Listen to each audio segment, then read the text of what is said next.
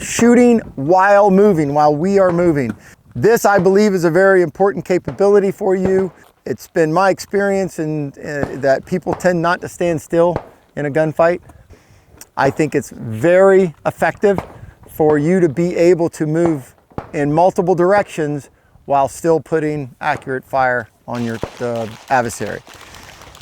The first thing when we start talking about shooting on the move, I want you to think of it conceptually. The whole concept here is to try to move as smoothly as possible so that you don't disturb the alignment of the gun.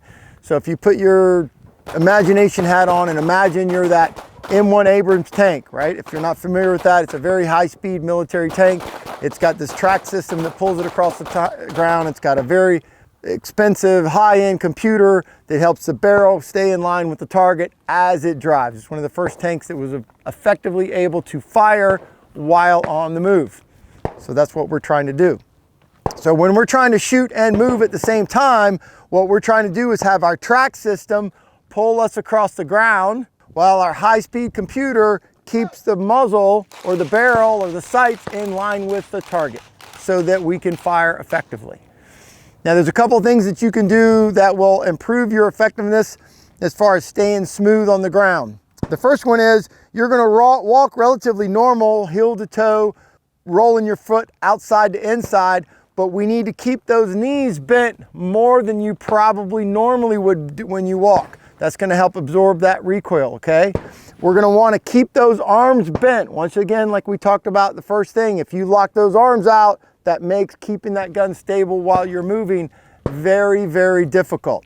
And the other thing, or two other things I want you to think about, is one is be cautious of getting your feet wide apart. For whatever reason, when people start shooting on and while they're moving, they'll start that, I call it the John Wayne syndrome, where all of a sudden their legs go out really, really wide and they're going to the high noon thing. They've got their legs too far apart. When your legs are too far apart, that causes a teeter-totter on the top end of your body. So keep your feet relatively close together, basically right in your hip sockets while you're moving, and that'll prevent that teeter-totter from happening. Finally, when we're talking about moving forward, I want you to think about the concept of reaching out in front of you and pulling yourself across the ground versus pushing yourself across the ground. When you push yourself across the ground, that next leg hits and has a lot more impact. If you get your foot out in front of you, there's not as much weight on it when it contacts the ground. It's less impact, and you pull yourself across the ground instead of push yourself across the ground.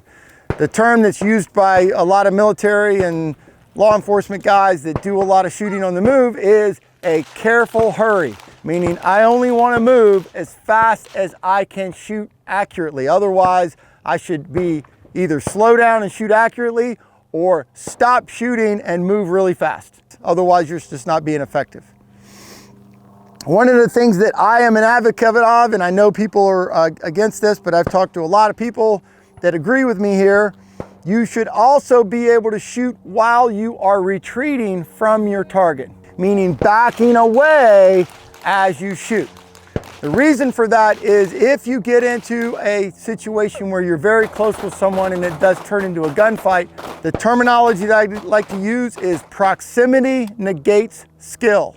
If you are too close to your adversary, they need little or no skill to shoot you.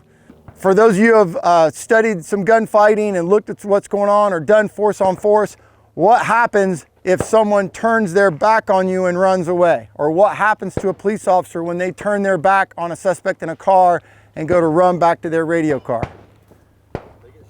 They get shot in the back. Very, very common. What happens, historically speaking, what happens to retreating armies? They get ambushed. No, they get run down and slaughtered. When you turn your back on your adversary, you're of absolutely no threat to them at all anymore, and it becomes an unfair gunfight to their advantage. So retreating is a good skill to have so that you can create distance while you're still engaging with accurate fire. The argument against it is you might fall down when you're doing that. That's true. But in the meantime, I'm still placing accurate fire on my adversary. So once again, let's talk about this. Moving forward, I want to pull myself across the ground and try to maintain a very stable platform. When I am backing up, I want to put my foot behind me, behind my center of gravity, land toe to heel, and move backwards, trying to be stable. Move!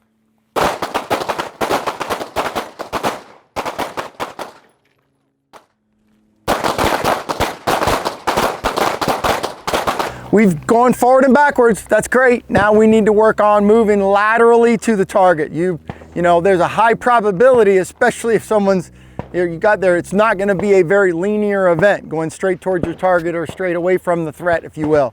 So we need to be able to work moving laterally to the target. When we are moving laterally to the target, things get a little bit more complicated because now we're trying to shoot in a direction different from where we're moving. So when we start moving, our hips want to turn in the direction that we're shooting, but our feet kind of need to be pointed in the direction that we're moving. So we kind of have to twist our bodies a little bit. For a right-handed shooter, shooting to our left, for example, if I'm here, I need to shoot to the left and move in this direction. This is the easier direction for me to go because I can kind of quasi-weaver my stance, still keep my feet pointed in the direction I'm moving, and engage pretty easily, you know, up to a point. When we switch that around and I am shooting to my right, when I go to shoot in this direction, what you guys will find is you're gonna bind up much sooner, right? It's kind of hard to do that weaver position to the right-hand side. So a couple of things for you to do, and this works in both directions a little bit. If I'm shooting to my right while I'm moving to my left, if I will raise and cant the gun and raise that inside elbow, it opens the scapula up and it gives me a few more degrees of rotation before my body binds up. It's not dramatic, but it is helpful. When I am shooting to my right and I get bound up, I have a couple of choices. So once this gets too bad, I can drop one hand and shoot one-handed. That is an option, but it is a very difficult option, okay? Because unless you are a phenomenal one-handed shooter, I also have the lack of the other hand supporting the gun. Now I have more gun movement along with the fact I've only got one hand supporting it. So what I normally advise for most people is just to turn around and back up to where you need to be. All right, hopefully behind cover. So the way we set this one up is we're gonna be relatively close, right in here in the 5-yard line. When I'm shooting, I'm going to start one target to the left of the target that I'm going to engage. So I am going to shoot 5 shots as I move all the way over here.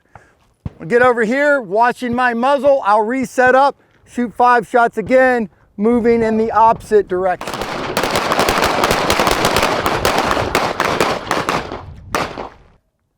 Move! The next thing we're going to do is get into what I like to call asymmetric movement drills, meaning that there's nothing consistent going on. All right. This first one, what we're going to do is basically we're going to use the barrel as a obstacle, would be the best way to describe it. And we're going to shoot an entire magazine as we make a circle around the barrel. So I'm just simply moving as I'm shooting, but I have to continually change directions and use my feet as appropriate in order to keep moving. The concept behind this drill is that this could be any kind of obstacle. It could be a piece of furniture. It could be the hood of a car, or any of that kind of other stuff. But you have to remain peripherally aware of the obstacle as you maneuver around it, but still being able to deliver accurate fire on the target. Because it requires you to do more than just shoot.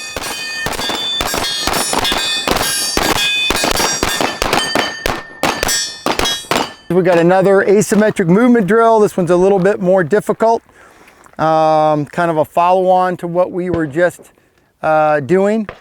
This one, instead of making a circle, we are going to make a figure 8. We're going to start in the middle and we're going to make a figure 8 around the barrels as we shoot 2 full magazines at the target that's directly in front of you. These are obstacles. This is not cover. So when you do your reload, just continue to move. Don't try to like duck mount down behind the barrels or anything like that.